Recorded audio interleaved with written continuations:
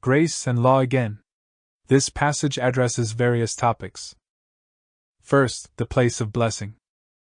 Before a single law is pronounced, he wants them to know the way of blessing. This involves burnt offerings and making peace offerings. These are the essential elements of the burnt and sin offerings, but the fellowship or peace offering also includes, characteristically, a fellowship meal where the fellowship offering is referred to as a free will offering. Secondly, there are laws about indentured service. We must understand, though, that Hebrew has no word for slave, but only a word for servant. It is simply ignorance to accuse the Old Testament of countenancing slavery.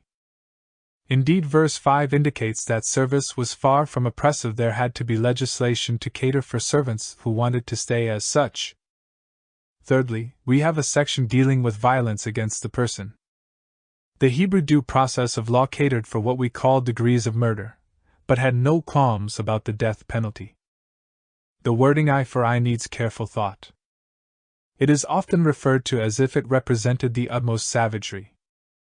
But what does it actually say? It states that the punishment must exactly match the crime, no more and no less. It vividly expresses a foundational principle of all just jurisprudence. The English law of hanging for stealing a sheep happened not because the lex talionis was in force, but because it had been forgotten. Fourthly, there are decrees concerning the control of animals. The law of God penetrated into every aspect of life. It would be interesting to apply some of these laws to dangerous driving. No area of life lies outside our obedience to Him. Reflection. Exodus 21 verse 30 helps us understand the great concept of redemption. The sum of money demanded is kafar, from the verb kafar, meaning to cover. In other words, it is the covering price, the payment that covers the debt.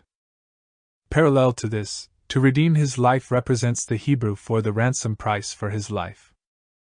Price paying lies at the root of the biblical idea of redeeming.